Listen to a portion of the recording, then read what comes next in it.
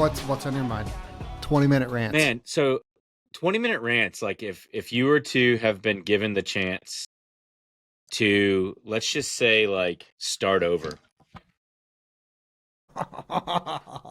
Did you just put a Zen in? I'm like, I got a Zolti, baby. I got a 15 I was in the looking lip. at my desk. I'm like, this is, I think, 20 minutes. Actually, hold on, here we go. Even better. Got the Nero gum. Bourbon? Oh, yeah, not whiskey. Nope. Nope. That's on the. It's almost closing time over there. It's what, 2:00? It's 2:00. That's over in the production side of the office. So the sales side, we can't have alcohol. Yeah, it doesn't sleep. So, starting over, right? Clean slate. If you're sitting on the let's just say you're sitting on your capital that you've got already established, and you're about to just be given a wild card, and it's, what do you restructure with, and how do you reposition yourself, and do you still tackle it the same way? No. No. There's many things I would do differently. The first would be, if I had the same resources I have now and I was starting over, I would start commercial. And then from commercial, go to custom single family home building. Whereas where the route we took was obviously get cash flow. Residential is the lowest barrier of entry for that. And then now we're diversifying into commercial, where I would start vice versa for many, many, many, many, many reasons. First being overhead. With commercial, you don't need as much overhead at all. Second is payment requirements and B2B relationships compared to end user residential relationships with clients. It's way more transactional. It's a lot easier to process. Third would be payment terms. Once again, in the B2B world, as a prime, payment terms are better for us. And we're not at the mercy of an emotional end user. It's pretty black and white. Did you complete the scope of work or not? What percentage did you complete? Bill that percentage. Great. Pretty simple to do. Those would be my top 3 reasons. Yeah. Overhead, subs, payment requirements and terms. Yeah. Well, I wrote subs, but subs mainly because you don't have the in-house staffing and overhead. When you do commercial, typically you're not going to have all in-house labor crews. Yeah, it's a weird paradigm, like residential or commercial, where residential, I feel most homeowners want all the employees to be your employee, at least over here. And in renovations, that's tough to do because you're basically asking us to have 15 experts in 15 different trades in-house, right? Whereas commercial, like, they want the expert. They don't want, Joe Blow that might know how to install your HVAC. They want an HVAC specialist for their hospitality space or for this hospital or whatever it may be. So like hiring experts and managing a schedule and a budget is like expected. Whereas residentially, it's a little bit different expectation from the homeowner. And they don't see the value in a general contractor managing a schedule and a budget if they're just paper pushing subcontractors, in my opinion. And from what I've seen and like the feedback I've gotten from clients, is a big thing is that we have in-house labor doing in-house trades, whereas other people have lost bids to us due to that fact. Interesting vantage point. It is. Yeah. Because in my mind, I would rather have, which our guys, we do hire specialists. Like we have an electrician, we have a master plumber, we have a master drywall finisher. We have a lead flooring guy. We have a lead tile set, multiple lead tile setters. So like we have like specialty guys in-house that then we cross-train for like more of the simple trades like paint, like walls and ceilings trim and demo, things like that. Window and door install, like that stuff can be trained pretty easily. But on the commercial side, I feel like you go hire a finished carpenter to do all your trim out and your full trim package, wainscoting, doors, trim, baseboard, casings, like all that would be a subcontractor. And oftentimes, like a lot of our vendors, they have install crews, for their materials that you're purchasing from them. So it'd be like a vendor plus subcontract for that one trade. Whereas residentially, it's like they feel like a parade is coming through the house to do their project rather than, just one superintendent and in-house employees. But that also could just be a paradigm that I'm looking through that is completely wrong, right? I mean, because I know there's how many major commercial contractors do you know specialize in hiring sales guys? 0 to none. Yeah. Because they don't need them. Yeah. It's true. Well, there's different gatekeepers in the commercial world. And there is some blend into the residential side. Like for us, interior designers, when we first started, I identified them as like, these are the gatekeepers to the projects we want. They're clients that go directly to an interior designer to design their kitchen are, one, serious about their project, and two, not racing to the bottom because they hired a premier designer. They're going to be picking expensive materials. They know it's going to be an expensive project. For us, that was a great pre-qualifier is, do you have a designer yet? Yes, no. And then we get the designer's name and we go talk to that designer and try to get all the work we can from that designer. Similar in commercial, all of our commercial RFIs on the tile side come from other GCs off of like Builder Connected, or we have a Valley Builders Exchange here where all the jobs are posted, especially public work jobs. But then it's architect relationships. So architects, like an interior designer on residential, the architects on commercial are kind of the gatekeepers, in my opinion. Purchasing manager. So same game. Yeah. Yeah. So yeah, that's what I think of, because I'm doing a full P&L analysis from 23, 24, and then 25, Q1, Q2, and going through trends of subcontractors versus in-house and what licensing and trades that we've acquired in-house that we're still kind of supplementing with subcontractors, and how do we just cut them off completely? Because my wages for our 2,080 hours a year or whatever for each guy is going to stay the same, right? Whether the superintendent and a helper is painting on site, or if the superintendent's on site managing a painter, like our burden is the same, but the difference is we're paying a subcontractor and paying their overhead and their salaries and their hourly wages to do a trade that we already hired for in-house. So why are we flexing to a sub? We either need to acquire that painting company and launch that full division, or we need to do all that scope in-house and not sell scope that we can't perform ourselves, i.e. cabinet refinishing. Instead of cabinet refinishing, maybe we just try to upsell to a custom cabinet set where it's already pre-finished. We don't have any cabinet paint. And then we just do the trim, doors, walls, ceilings, paint, because we can do that in-house with our guys. So it's kind of like, which is also very interesting. Like the indicators that marketing gets comes from the results of finance, in my opinion. And whatever marketing's put out, sales has to follow through on that promise that marketing put out into the world. And so if we're saying, hey, cabinet refinishes is our specialty, but we have no cabinet finishers in house, we're setting ourselves up for failure, right? So we need to rephrase what marketing is putting out there into the world to align with what we want to perform in house, and tighten that funnel down to where we get qualified projects and qualified scope of work coming through, to where we can limit our subcontractor exposure. Because that's the road I picked, right? Like you can't dance in the middle.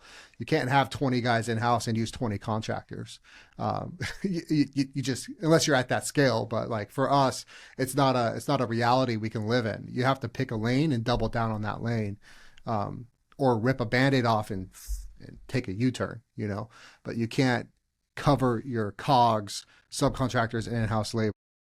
And like right now, I think year to date, it's like 900K on subs and like 450, 500K on in-house. It's 60% of our revenue is between wages and subcontractors. One of them has to give. And that's the big battle to push profits to the bottom line. Everything else is just kind of like low-hanging fruit. We could consolidate a tech stack. I was actually just talking to Dave about this. It's ironic you say it. There's a few little twists and turns of the knobs you can do to pump up that bottom line and be more profitable. But the true impact is above the line as a percentage of your top line revenue. How efficient are you in using the resources you have? And the safest bet is subcontractors, which is why I would go commercial if I started over. because commercial, you can turn on and turn off that faucet, and there's no burden to you as the contractor. Yeah. What about you? What would you do starting over? Well, first and foremost, I wouldn't have started in baths, kitchens, or additions. I would have gone straight to decks because it's way more cash flow, which is what we're all after at the end of the day in the commercial trades and in the residential side. From the inner workings, just thinking through the overhead and how we actually hire and qualify the labor staff, all the way down to payment processes and terms. We look like a commercial construction contractor on the inside because we have production management here in-house. We have administrative assistant, staffing and processes in-house. We have sales departments, though, that are a little different than most. So on a commercial project, typically you're going to meet with most likely a project manager to discuss the scope, to go through the process of, pre-qualifying things. Sometimes it's the owner of the company or someone in, business development. But they're not often just a salesperson. They also do a lot in production as well. So that's a bit different, and that's kind of how we like to describe the deck consultants that are here. They're not sales reps. They are facilitating product application knowledge. They are going through design concepts with homeowners, creating things for them to help them better understand like the use of application. And then down to the subs, like we are still 100% sub. I will never change that. I think it's awesome. It's even cooler when you have some that are completely reliant on you.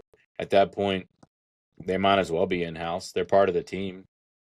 The only difference is I don't tell them when to get up and put their clothes on and tow their trailer to the job site. I just tell them when I need the job done by and what the expectation of quality is.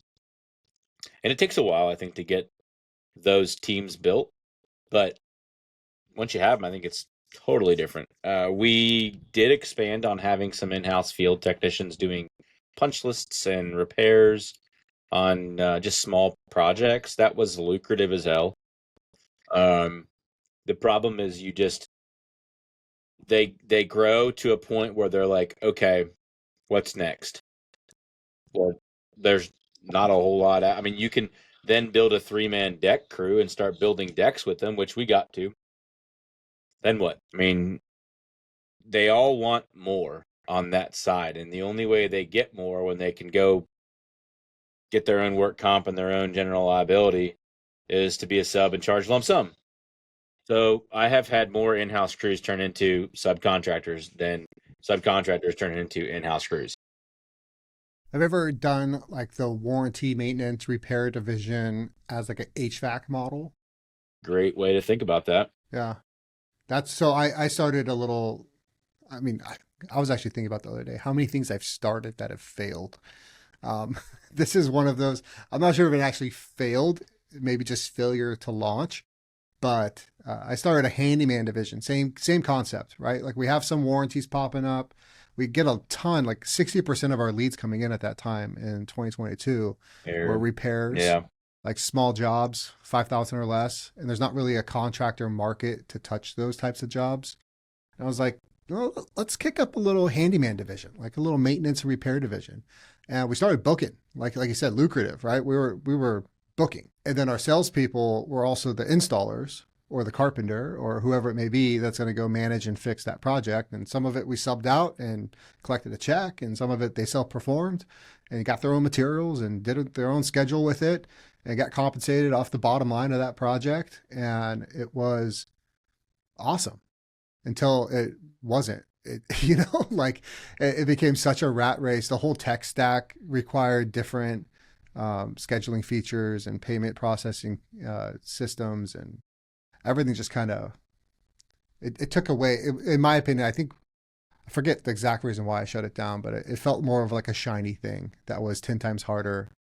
Like it would take 100 projects to get to what we do at one, at KHB. Right. Yeah. I mean, like I said, overall, I think from the outside looking in, it's more of a commercialized structure here, even to the point of payment processing. I mean, Every job has a schedule. It's about the same for every one of them. And we're doing a lot more in-home funding than ever before. So we're less and less reliant on the homeowners stroking a fat check. It's really easy for them, and it's a simple process for them to go, yeah, you guys are at that phase. And so I got a message requesting, yep, approved. It's harder for them to pull the checkbook out, sign the thing, write it, and feel like they're giving you their life savings for something that they're just not 100% sure of yet. So, I mean, a lot lower friction. Yeah, that's I gotten agree. easier to work with funding. Homeowners still be homeownering, people still be people, and Yeah. So that's how do you get around? Well, you guys can take higher deposits in Tennessee. I forget about that because like here, like if we have let's say we're using Slice like FNBO and they get $150,000, 18-month, same as cash, right? For example, we can bill or charge 50% of that and then 50% on the back end, or we can do like 3-stage funding, or it's a few different options, right? The only caveat is in California, I can't take more than $1,000, until work starts, until work commences. We break ground define on whatever work. we're doing. So they define it because I had the same question. I was like, well, overhead resources have been working. We have design going, scheduling, internal logistics, ordering, receiving. All this stuff's going on in the back end. Just because we haven't broken their toilet yet, doesn't mean we haven't been working on the job. But they define it as like physically on site, like demolition site work, preparation on site. And then before that point, it's only $1,000. So we've been restructuring like our design payments to kind of front some of those administrative costs. Might actually be going to a cost plus format in our design just to cover our costs as they come and not be waiting until that first material deposit to get back to even on the job. Because it's just, dude, I think the bottom line is I'm pretty worn out of California. What if you staged it? It's just like obviously you can't take deposit money for materials that you haven't purchased, but you purchased them. Are you staging it? Can you collect money off the draw? so most of our materials get delivered to our shops, and then from our shops we dispatch it. So like we order all the finishes at the time of contract signing. We call our vendors and stage deliver our lumber packs, drywall packs, all of that stuff, paint. And so we try not to have the homeowner's property piled up with materials. But I do wonder, like, if we put a temporary toilet on site, like, has work commenced? Like, the first poo has dropped on this kitchen remodel. We can now bill. I used to use, well, depending on the scope of work, if it was going to be something as like simple as a bathroom renovation, then I would ask for a corner of the garage. I'd drop ship everything to their house, including any sheetrock, any lumber. Everything gets staged. Really? Yeah, for sure. It makes them feel better too when they start seeing materials show up. So everything was there. See, Now, I've if it had the didn't opposite. fit in the garage, we put a storage pod, a container. I mean, there was a point in time where I was like, man, my logistics background, I got a lot of friends that have ocean containers that just sit. I can snag some of those and drop those really easy. In fact, I could Yeah. bring them here, buy in bulk, have it sitting in containers, break bulk it from the container to the one that's going to their job site, and have the container delivered with all the stuff that's needed with the tools. So Yeah. that was a Yeah. thought. But again, it's like, That's what we do with our job trailers. We stage our job trailers. We have a minimum amount of material in there, tools in there, building stuff, nails, caulking, stuff like that. And then those trailers get hauled to the job per job basis. Try to get a little bit of a head start. But yeah, I don't know, man. I'm inherently not a complainer. I'm a pull you up by the bootstrap type of guy, get shit done type of mentality. But when I'm getting hit with some adversity and then I'm starting to look at like what protections do I have in place, and California just gives you a big one of these and says you have no protection as a business owner in California. Tough shit, And it's just like, man, like what are we doing? What are we doing here? I'm paying the highest taxes in the nation, getting bent over there. On top of it, you really have no rights as a business owner. Any employee can roll in the door and just say, "Hey, I want the keys," and sue you for them, and probably win. It's just disgusting. It doesn't sound like business ownership anymore. No, we are a conduit to fund the state of California via tax revenues. Yeah. That's all businesses in California for. That's why they all started leaving, right? Like you looked at like the Goliaths, like Elon going to Texas, like he was probably paying a shit ton in taxes to California. I don't know how much, but like you look at that, and even like pro athletes, you look at them like thankfully they get taxed individually per state. But if they were just, the Los Angeles Rams just got taxed all their income from California, like their salary caps would have to be 30-50% higher than any other player in the nation, right? Because it all just gets funneled away to like bullshit. It's gross. It's super nasty how it works. But yeah, so welcome to adulting. Adulting. So you're changing a few things, but for the most part, not. I mean, your ship is set sail and has casted its nets towards this direction, and almost all of what you've talked about. Well, going commercial. Well, I mean, in a sense, you're building out processes that support it. Well, that's the thing about our processes. They are so redundant and thorough, in my opinion, that it's applicable for either market. And the reason why I would still go custom home building is because you still, in my opinion, you need a marketable, scalable product. That's a result of your service.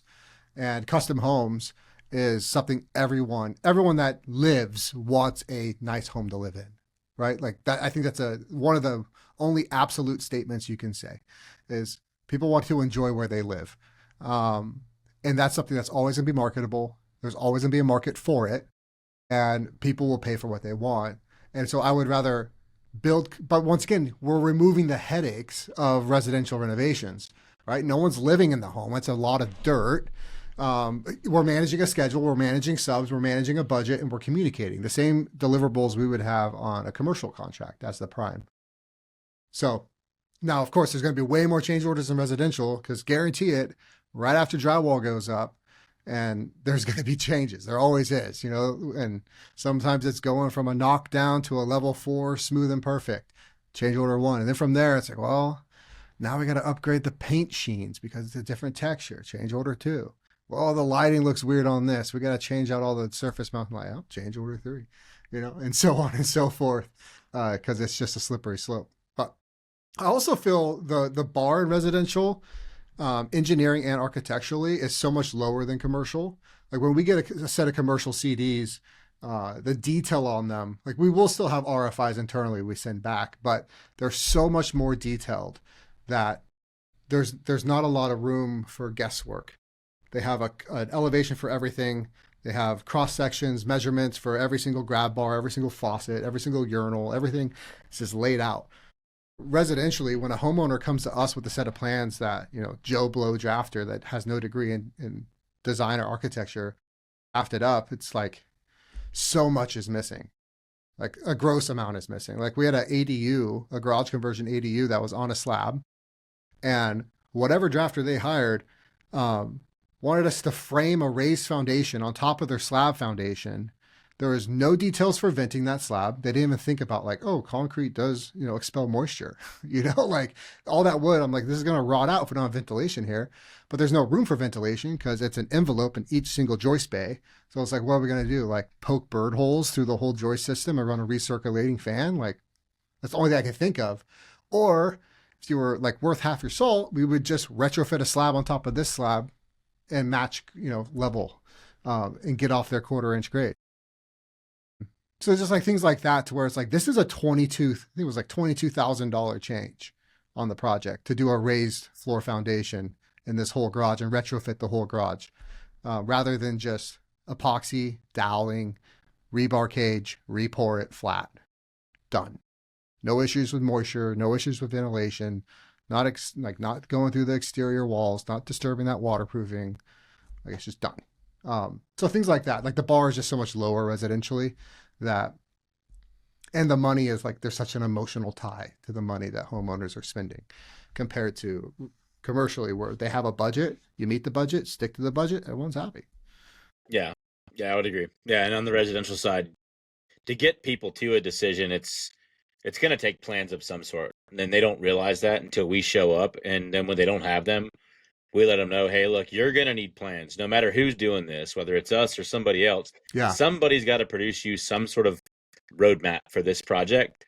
We can do that, and we could be the right contractor at the end of it. If we're not, it's okay. I'm going to charge you for these plans because somebody's got to charge you for them. But I can get that part done now. And then if you don't like our price, call somebody else. Dude, we have a client right now who signed a contract last year. He's been doing extensions with us in the city for their permit on a second story addition. And they something financially, and they're like really nice people. I do enjoy them, and I get where they're coming from. But like these things, it's only in residential that this would happen, right? They call us. They're like, hey, turns out we can't do the second story, and we have a permit in hand, by the way, plan set approved. We need to just do the first story and make the second story attic space. And I was like, we can't just do that. Like we have to like redraw your plans, redo the architectural sheets, redo our electrical takeoffs, redo our drywall takeoffs, redo all this stuff, right? And then they want a price like right then and there to do that. I'm like, no, like you guys are trying to save like 20, 30K.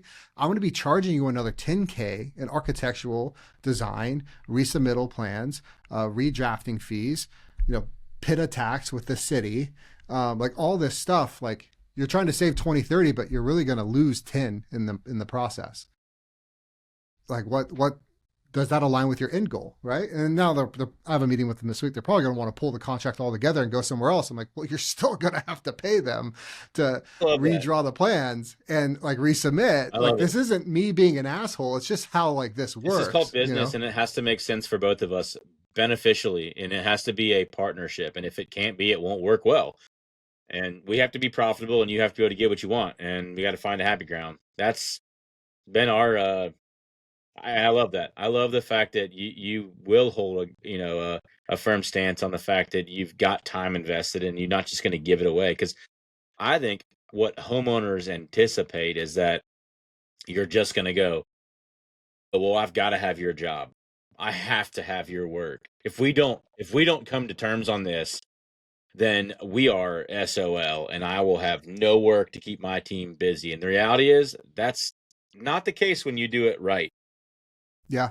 Well, it's not as hand to mouth, like, and I've told clients that too. Like, I would love this. We just lost a $300,000 full home renovation, and it sucked because like it was going to be a great project. We were pretty far along in the sales process, and they picked another contractor that was just a little bit closer to them, but we were like comparable companies, and it was respectable, right?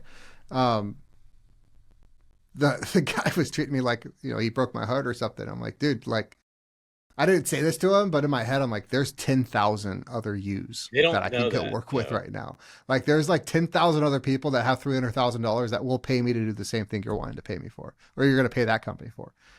No sweat off my back, bro. I'm going to wake up tomorrow, go back to work. The fact that you had reservations and called somebody else gives me a whole lot more peace of mind now, knowing that it probably wasn't meant to be. 100%. And that's like, that's probably the biggest thing when I'm starting over would be client selection. Client selection is 100% of the game, because there is a point where it is hand to mouth. Like lead comes in, sell the job, start it next week, right? We got cash flow, baby. We got to get this thing going. That is the most dangerous spot to be in. And that is where most of our problems as a company with clients came in. We were in a spot where we need this, we don't want it. Like we need this. Like if we don't have this, there's going to be a layoff. That's when dangerous things happen. But Nate, I gotta go. I'm a hard stop. Well, you got it, man. You bombed it. That was 20 minutes worth of like exactly what we talked about. 29 minutes. You went on a random 9-minute. It's all good. That's true. All right, brother. I'll see you next week. Sounds good. See you, man.